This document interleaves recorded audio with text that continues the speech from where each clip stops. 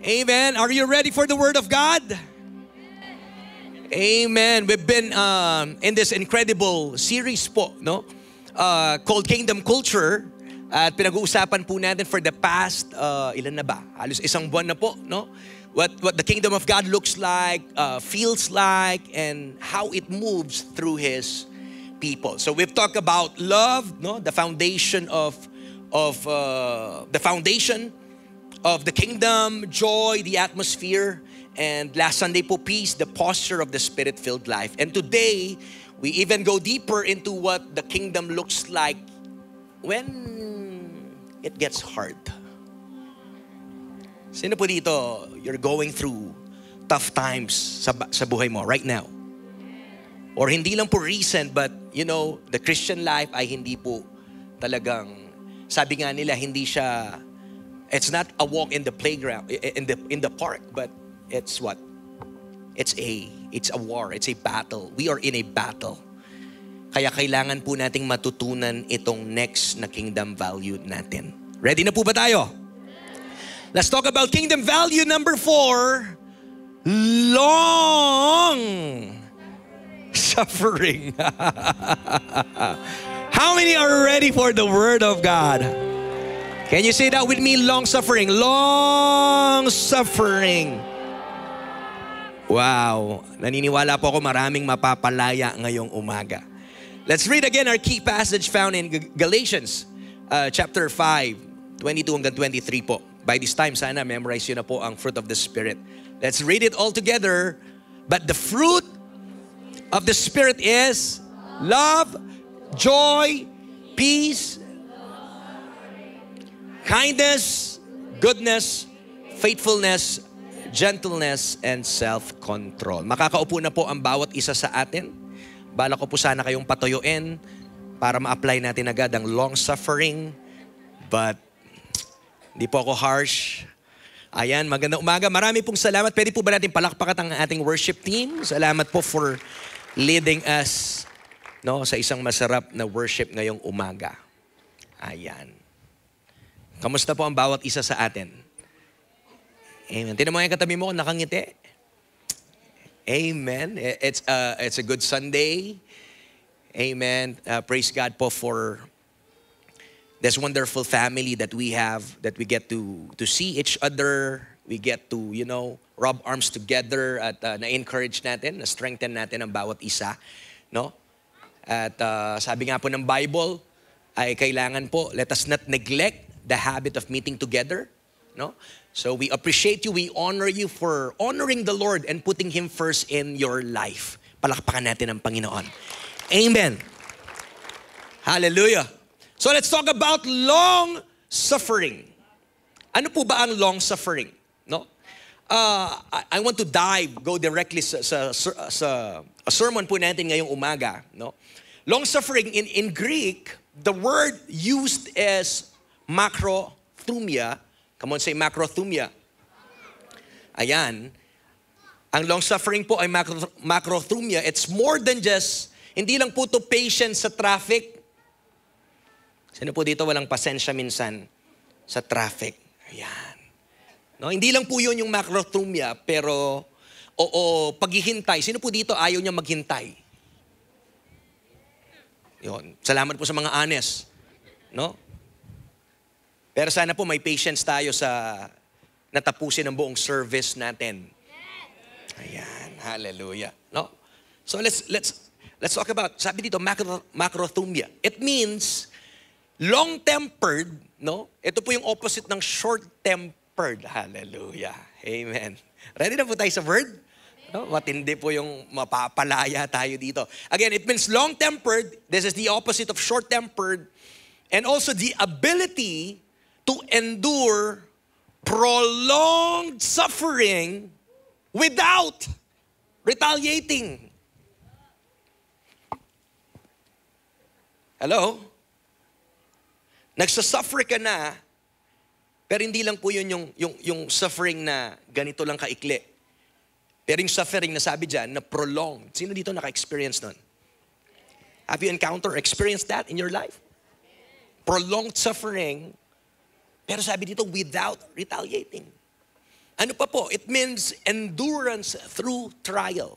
I do believe lahat po tayo ay dumadanas ng trials of many kinds. Paulit-ulit po yan sinasabi sa Bible na wag daw po tayong magulumihanan, wag tayong magulat. Sabi ni James, if we go through trials of many kinds. But praise God, God is teaching us this morning to have endurance. Lahat po ng pinagdadaanan natin, everything that we're going through, we've been through. Wala po dyan ay tapon. Walang sayang. Amen. Kaya tapusin po natin ang process na yan. Praise God sa endurance. And lastly, ang macrothumia po pala is delayed anger and the face of provocation. Grabe. Grabe. Napoprovoke ka na. Gusto mo nang mag-react. Gusto mo nang gumante. Pero sabi po dito, ano po yung long suffering? Delayed anger. Feeling ko, lahat po tayo ngayong umaga, lalabas tayong napakabait natin. Tama ba? Gising pa po ba tayo? No? In short, ito pong macrothumia, itong long suffering is patience under pressure. Wow! Ito po yung nais na i-develop, ituro ng Panginoon sa atin na lahat po tayo nakakaranas ng pressure, lahat po tayo nakakaranas ng trials, pero gusto po ng Panginoon matuto tayong maging patient. It's being unshakable. Come on, shout, unshakable. Unshakable even when people hurt you. Lahat ng nasaktan na, say amen. Ang dami. Sa taas, parang walang nasaktan. Lahat ng nasaktan na, say amen.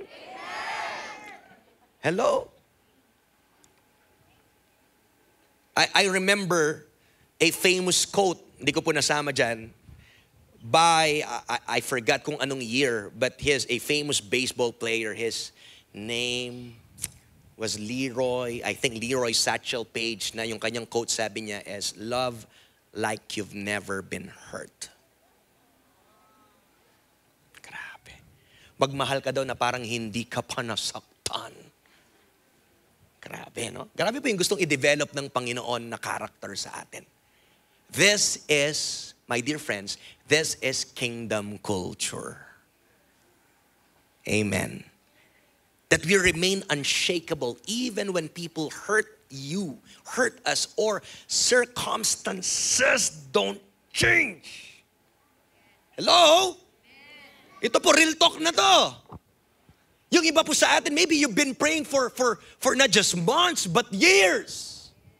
At wala kang nakikitang changes sa pinagdadaanan mo. Anybody here? Pero sabi po ng Panginoon, there's an encouragement this morning to remain steadfast, to remain immovable, to remain unshakable, even circumstances don't change. Alam niyo po bakit importante po itong long suffering? Why this is important? Because long suffering, is a characteristic of God Himself. We will find this po in Exodus chapter 34, verse 6. Nasabi po dito, basahin po natin, come on. And the Lord passed before him and proclaimed, the Lord God, merciful and gracious, long-suffering, and abounding in goodness and truth. So malinaw po na ang Diyos daw po natin, ano po daw siya? Ano sabi dyan? He is merciful. He is gracious. Binanggit pa po specific. Long-suffering. Sa iba pong translation niyan, ginagamit yung patience. No? Napaka-patient po ng Diyos sa atin. And He is abounding in goodness and truth. So this is the attribute of God, no? Na pinapakita po sa atin this morning. This sets the standard for us believers. At kung ang tatay po natin, come on, kung tayo po mga anak, if we are sons and daughters, and our Father po is God, and our Father is patient, long-suffering, then I believe we are called to emulate this character. Amen. Tinatawag po tayo ng Diyos na i-emulate, na gayahin kung ano po ang character na pinapakita ng Diyos. So saan po ba natin dapat magamit ang long-suffering? No? Number 1, ready na po ba tayo? Saan ba natin pwede itong ma-apply, itong long-suffering? First, long-suffering, let's talk about patience with people.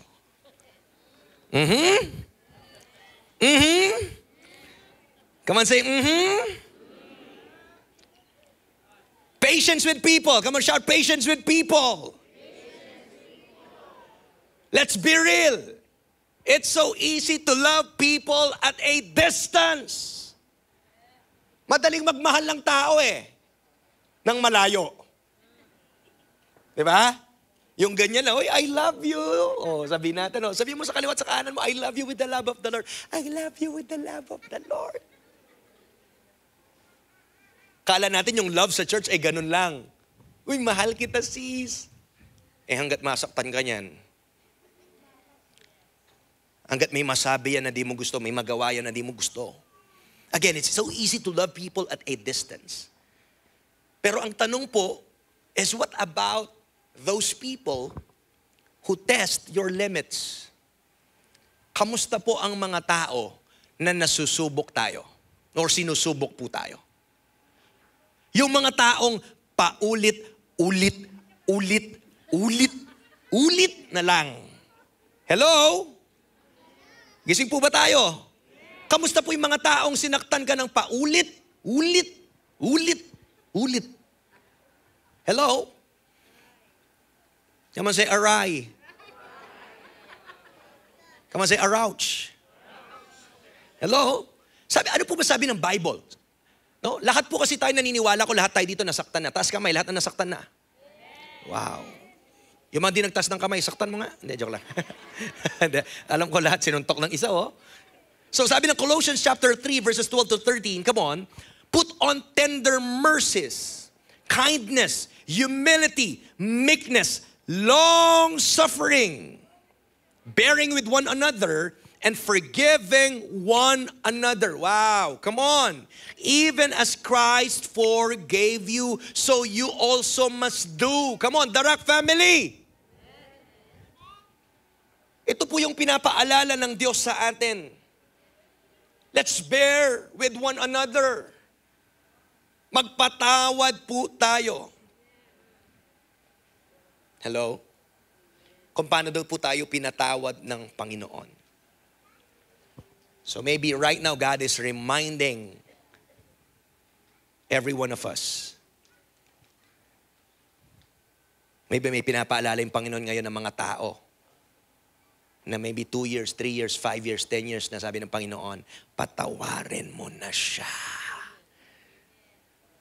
The only way po na tayo ay magiging malaya ng tuluyan at alam mo yon, wala tayong daladalang mga bagahe. Gusto po ng Panginoon matuto tayong magpatawad. I believe we need long-suffering in our families. Hello? Sa asawa mo? Wow. May mga malakas nag-i-amen sa mga asawa nila. Amen. Huwag mong pakalakas kung katabi mo yung asawa mo. Baka naman buong preaching mag-away kayo niyan. Okay? Long-suffering, opo, pinagtsatsagaan ko na matagal pa. 40 years na, Pastor. Hello? We need long-suffering in our families, in our marriages, and even po sa church, sa pamilya po natin. No?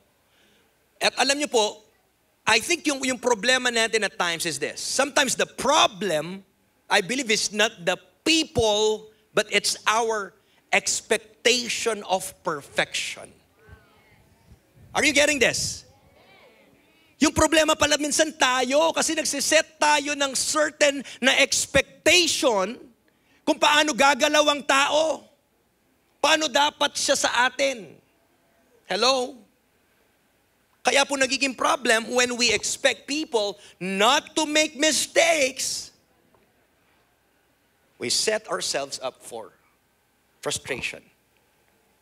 Kailangan po nating malaman at iset na maayos yung ating kaisipan, kapatid. Tayong lahat ay hindi perpekto. Lahat po tayo nagkakamali. Kaya let's make allowances for each other.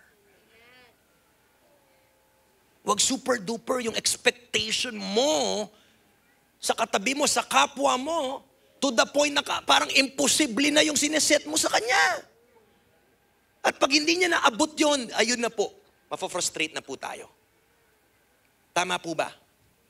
Remember ano po yung sinasabi ng Bible in 1 Corinthians 13, chapter 4. Ano po sabi doon? Love is patient. Tignan mo yung katabi mo, sabihin mo, love is patient. Ang love daw po ay mapagpasensya. O, tignan mo yung katabi mo, sabihin mo, pasensya na. Hello? Love is patient. So mapagpasensya po tayo sa bawat isa kasi baka hindi mo alam, pinapagpasensyahan ka rin. Tama.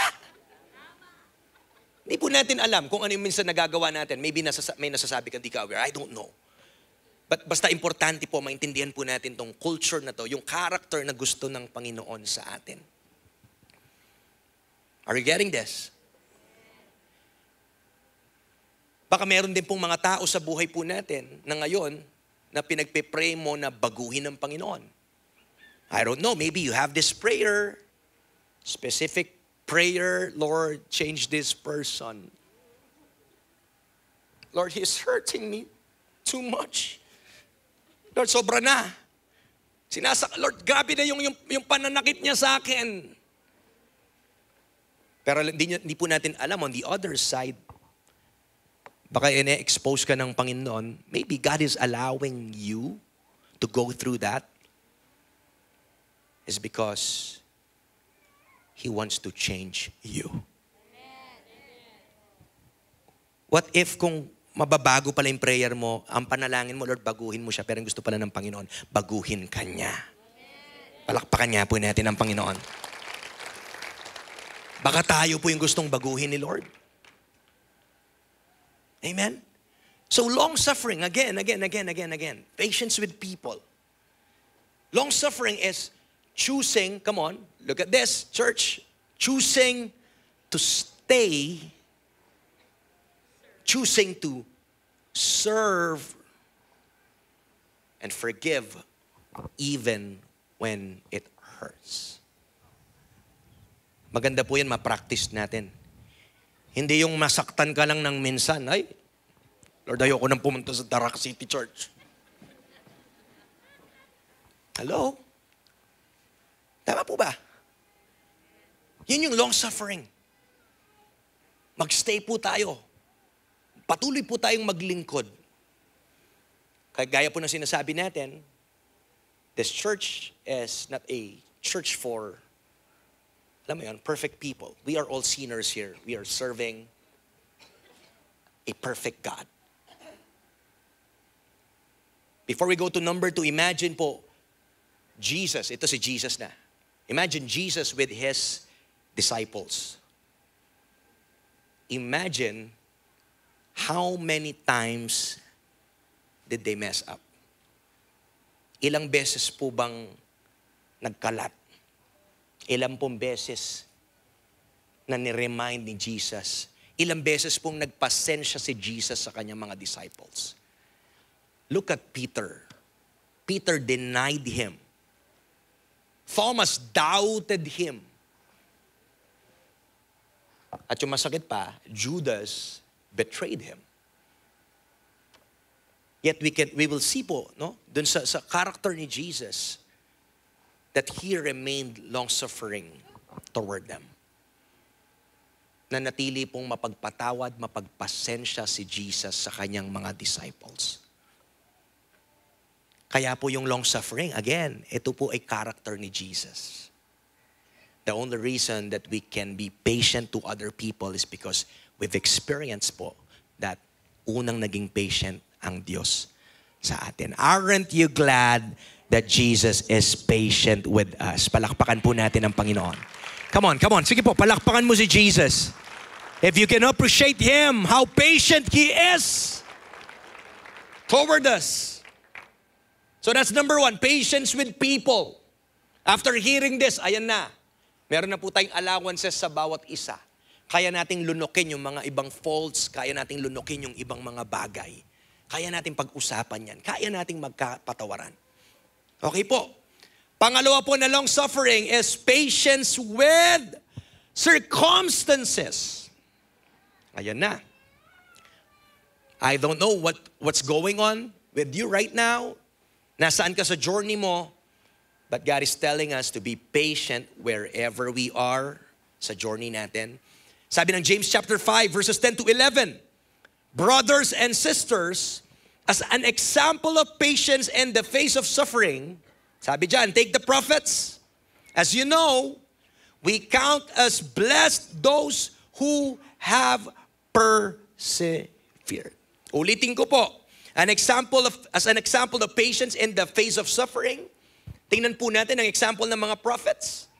Kaya sabi dito, as you know, we count as blessed. Mapalad po ang mga taong nagpo-persevere. Gising pa po ba tayo?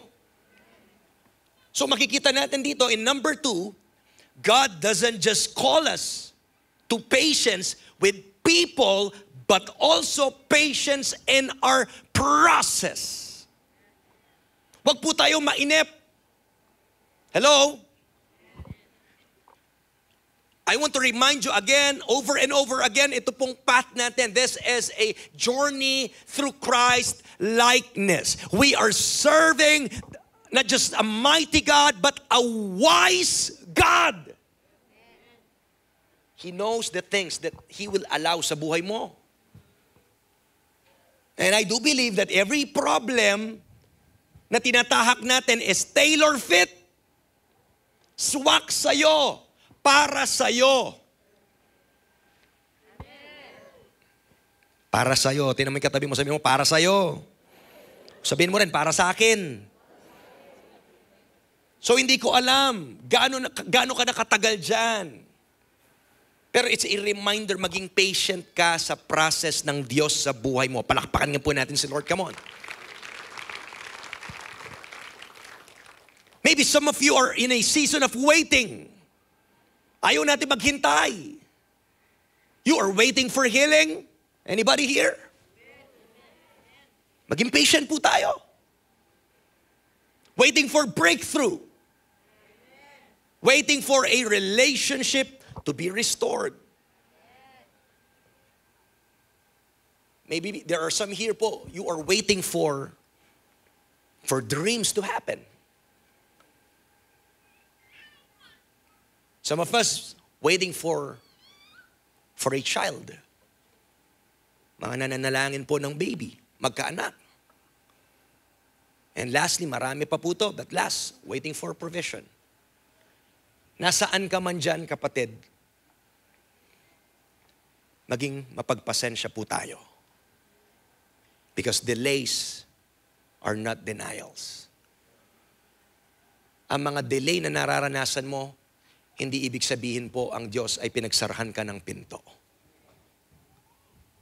Minsan a closed door, sometimes those closed doors are not delays or not denials from the Lord. Minsan mga ano po yan, dinedirect tayo ng Panginoon sa nais niya at sa kalooban po niya. Sabi ng Habakkuk chapter 2 verse 3, this vision is for a future time. Though it tarries, wait for it, it will surely come. Kung sinasabi po dito yung vision na pinakita ng Panginoon sa atin or whatever po na pinagpipray natin, sabi ng Panginoon, mapagmatiis tayo po. Maging patient tayo dahil kahit po nagtatagal yan, hintayin natin, it will surely come. Ganon din po sa mga pinapanalangin natin. Ang long suffering po, this is faith stretched over time. Come on, say stretched. Yan po yung ginagawa ng Panginoon sa atin. I do believe in this season, in this year po ng ating increase, ini-stretch ng Panginoon yung faith natin. Ano bang uunahin mo? Yung pagpapala o yung paglalagyan? Inuuna ni Lord yung puso mo, yung paglalagyan. Kaya niya pinapadaan ka dyan. Kaya ini-stretch niya for you and I to be ready for that increase. When that increase comes, ready tayo. Kaya ini-stretch tayo over time. You know, church, sometimes the greatest blessing or the greatest miracle is not when the situation changes, but when you change while you are waiting. Ang sarap po na yun po pala yung plano ng Panginoon. Habang naghihintay, habang nagiging patient, ang nababago pala tayo. Palakpakan po natin ang Panginoon. And in that process, then we become like Him. Hello. We become like Jesus. Dahil po sa mga napagdadaanan natin na yon. And number 3, long suffering is refusing to give up. Tingnan mo yung katabi mo, sabihin mo, refusing to give up. Come on, gisingin mo yung nasa kaliwa at sa kanan mo. Come on. Refusing to give up. Romans chapter 12 verse 12, rejoice in our confident hope. Be patient in trouble and keep on praying. Kailangan po natin maintindihan yung long suffering po. No, yung pagtsatsaga, paghihintay, it's not weakness, but it's inner strength. Come on, shout, inner strength. Ito pong inner strength na to ay parang nagsasabi, yes, I may cry, I may get tired, but I won't quit. Hello? Gusto ko pong gisingin yung bawat isa. Yes. Maybe you've been through a lot. Simula po ng taon, January hanggang June. Pero paalala po ng Panginoon, huwag tayong sumuko. Huwag nating ibaba ang flag po natin or huwag nating itaas yung white flag at mag-surrender na po tayo. No. Hindi po tayo sumusuko. Ang mga anak ng Diyos, ang mga sundalo ng Diyos, hindi po yan basta-basta sumusuko. Come on, palakpakan natin yung Panginoon. All the more na pinupursue natin ng Panginoon, all the more. Sabi nga lang, when the going gets tough, the tough gets going. Kaya gusto ko pong gisingin, yugyugin, the Rock City Church, sundalo ng Diyos. Huwag ka sumuko. Isipin mo yung katabi mo, sabi mo, huwag ka sumuko, huwag ka sumuko. Ang long suffering po is when you keep sowing in faith even when you don't see the harvest yet. Sabi ng Galatians 6:9, do not grow weary in doing good. Kung wala ka pong nakikita, nung sabi ng Bible, tanim lang ng tanim, tanim lang ng tanim, gumawa ka lang ng mabuti, huwag kang mapagod, huwag kang sumuko. Dahil pagdating po ng tamang oras, aani ka. Hello? Huwag po tayong panghinawaan. Huwag tayong mapagod. Hallelujah. I just want to share po, no, yung regarding po dito sa long suffering.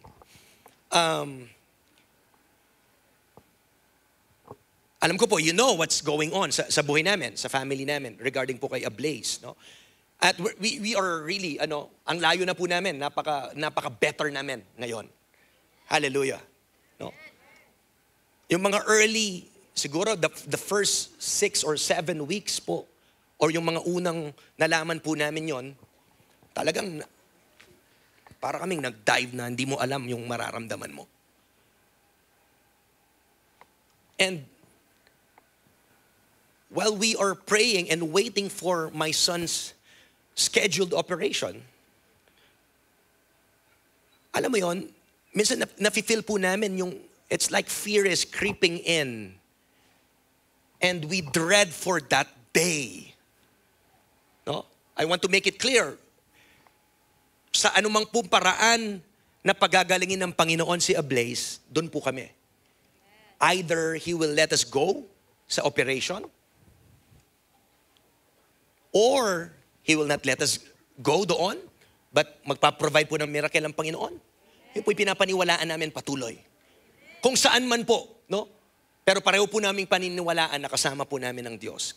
At salamat po unang-una sa mga panalangin nyo. So at times we don't want to think about that day. We dread, nafe-feel po namin yung takot, parang ayaw naming isipin. Pero alam niyo po, pinalitan po ng Panginoon yung ganong takot. At nung sinurrender po namin ito sa Panginoon, and from the very first time that we heard yung diagnosis ni Ablaze, talagang we surrendered that to the Lord. At nag-decide po kami mag-asawa that all the more, we will keep on showing up and we will keep on serving no matter what. Talagang papakita natin sa Diablo na pagsisisihan niyang itong bagay na ginawang ito. Dahil di po namin tinatanggap. No? We have this faith. Even nga po sa miracle ng Panginoon. We are declaring, Lord, itong faith, we are declaring, Lord, that ginawa mo na to 2,000 years ago. Nasabi po ng Bible that by His stripes, we are healed. We are healed. Pinagaling na, hindi pagagalingin pa lang. So pag nanalangin ka, kiniklaim mo na yung ginawa niya. Are we getting this? Come on. Ginawa niya na. So i-claim po natin ito. So nawala po, praise God, nawala po yung takot. No? At yung schedule po ng anak ko is on August 27, ang kanyang operation. No? So pray with us. And let's also pray for a miracle. Na hindi na po mangyari yon, na yung next na 2D echo niya ay makita po nila na walang butas at walang kailangan operahan by the grace of God. Because our God is a miracle-working God. And nothing is ever impossible. Di ba? Walang imposible sa Kanya. So yun po pinalitan ni Lord. Look at this. Before we dread, before we are fearful sa araw na yon. Pero ayaw ng Panginoon na habang dumarating yung araw na yon, papunta doon, ay manatili kaming takot or balisa. So praise God. Like what we have heard last Sunday, our God is the Prince of Peace. At kahit may bagyo, katulad ni Jesus, kaya mong matulog ng mahimbing.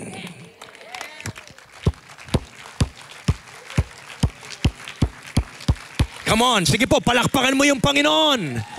Hallelujah! Come on! We have the Prince of Peace. Ang sarap pong maghintay ng may kapayapaan. Amen? So let's go to the biblical examples po. Makita natin ang long suffering. Number 1, of course, top 1. Hindi naman top 1. But lagi natin pinag-usapan si Job. No? Suffering without sinning. Grabe naman si Job. Job lost everything. Yet the Bible says that he did not charge God foolishly. Ang kanyang asawa, sabi niya, teme pa siya ng Ginoo. Sisihin mo yung Panginoon, yan ba yung Diyos na pinaglilingkuran mo? After all mong paglingkuran, ganyan ang mangyayari. Pero sabi po ni Job, it is God who gives and takes away. Blessed be the name of the Lord. And we see that he endured, and in the end, God restored double kay Job. Be like Job. Amen. He suffered without sinning. Pangalawa po, si Moses. Makita natin, he was patient, yung patience with stubborn people, no? But may instance po diyan na parang napika na rin siya, no? No, bumigay na rin siya, pero imagine po yung kausap niya, hindi lang 10, hindi lang 100. Ikaw ba naman yung mag-lead ng milyon na tao? 40 years with grumbling Israelites. But still, makita po natin yung long suffering ni Moses that he still interceded for them. Makita pa rin po natin yung heart ni Moses. And of course, our ultimate example, no other than Jesus.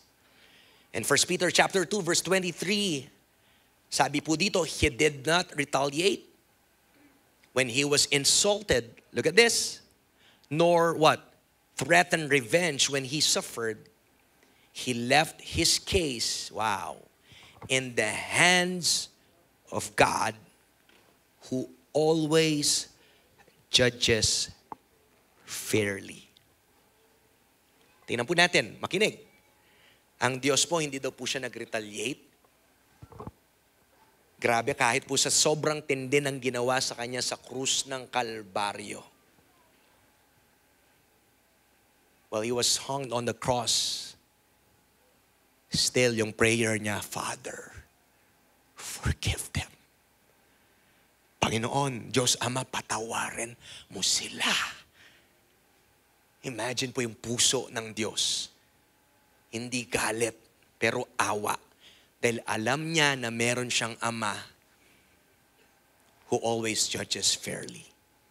So on the cross, He endured it all because of love.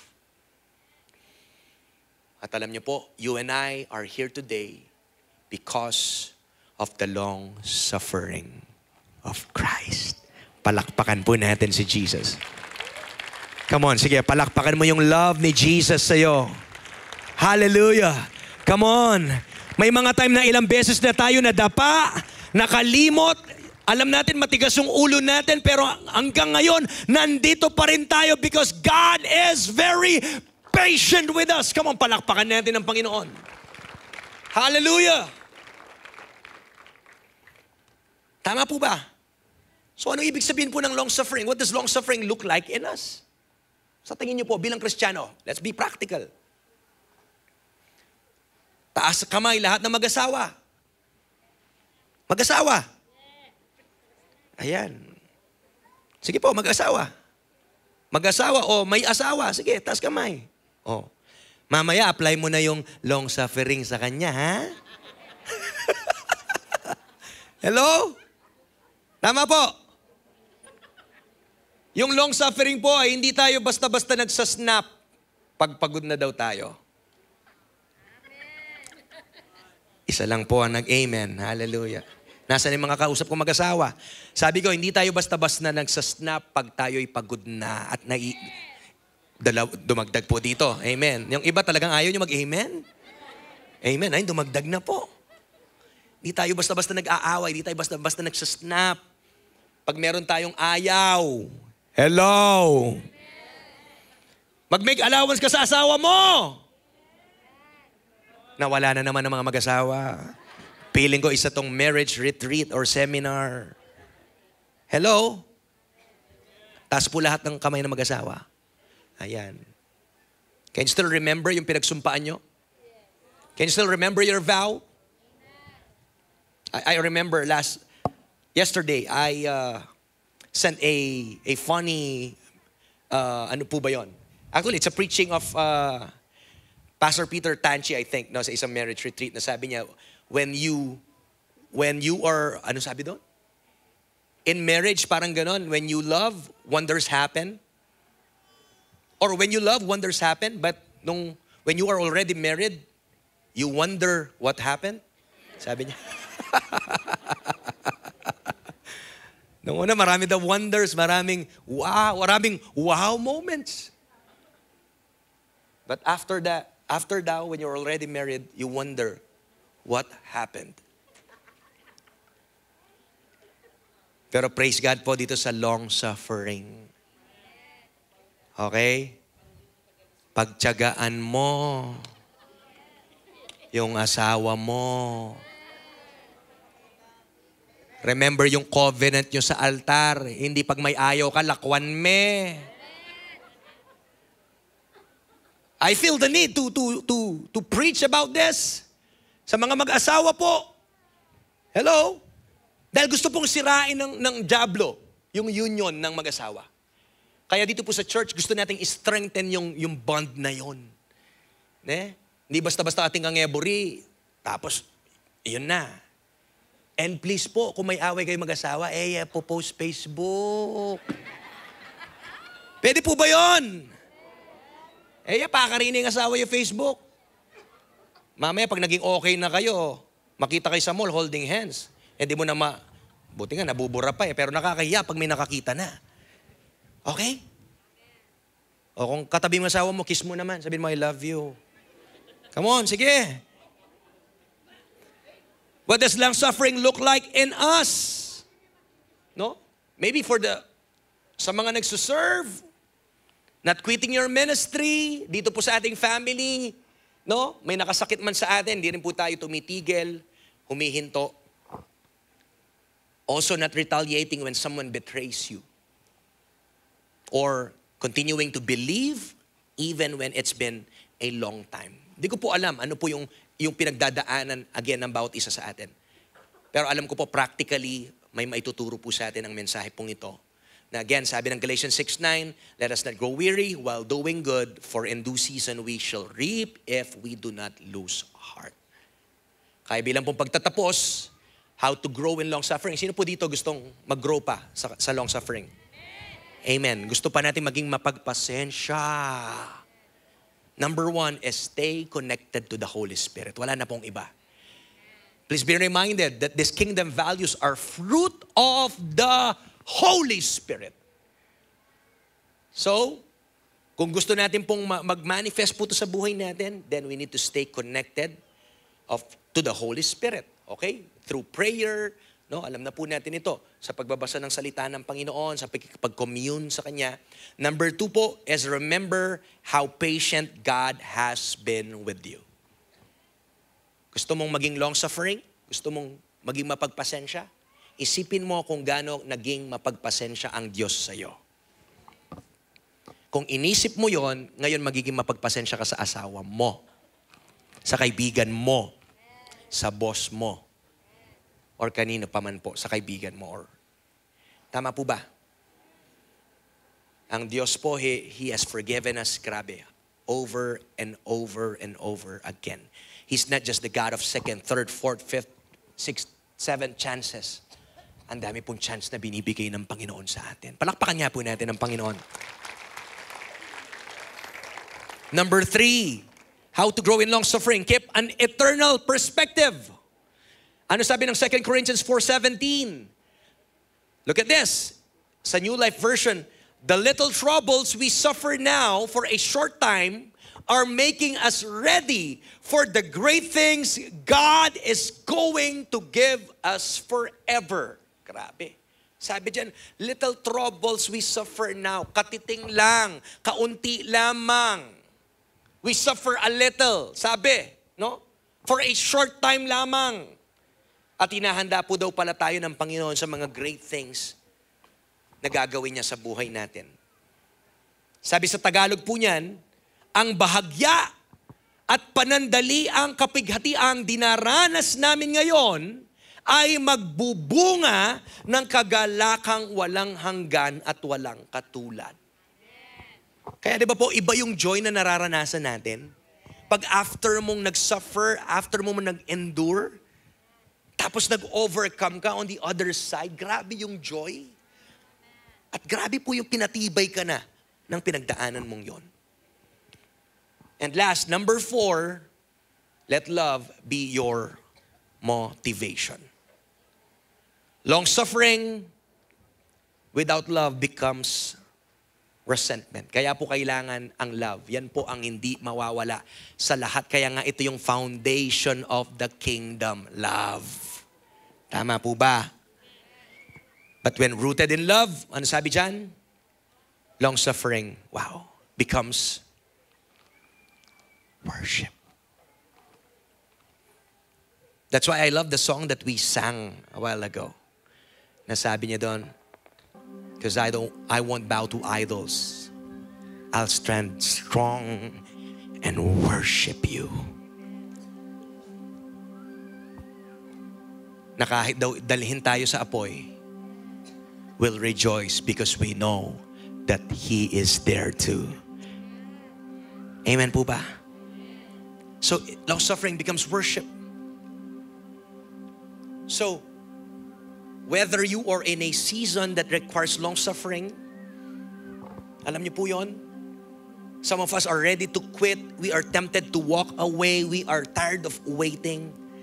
The Rock family, let Jesus be our model and our source of endurance.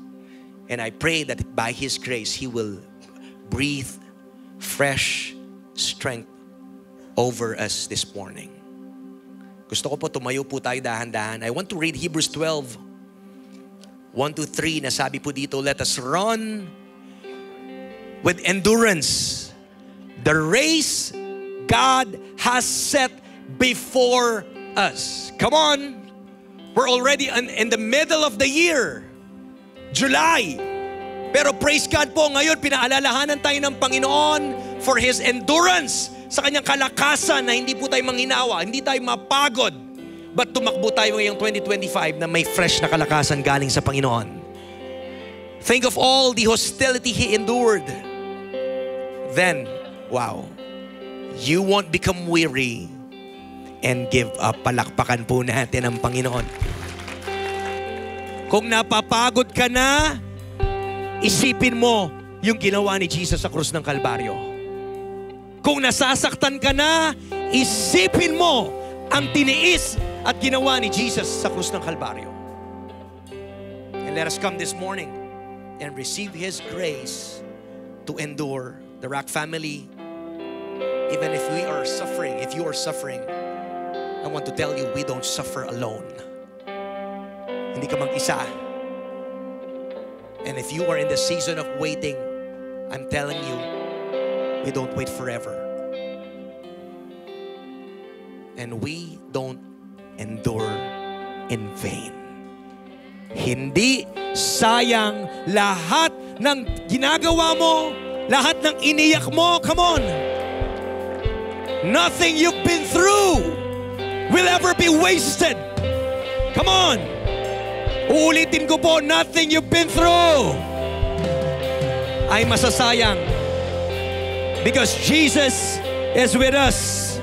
And what we suffer today will be turned to glory tomorrow. Come on, lift those hands.